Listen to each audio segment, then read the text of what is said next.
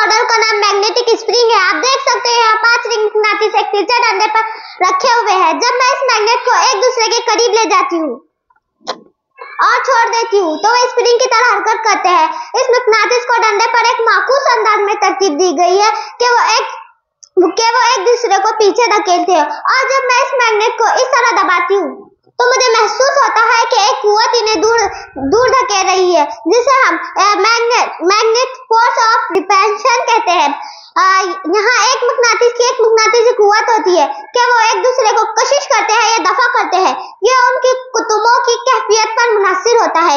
एक मुख्तलिफ कुतुब एक दूसरे को कशिश करते हैं और यकसा खुतूत एक दूसरे को दिफा करते हैं। यह उनकी खुसूसियत होती है। उम्मीद है आपको ये मॉडल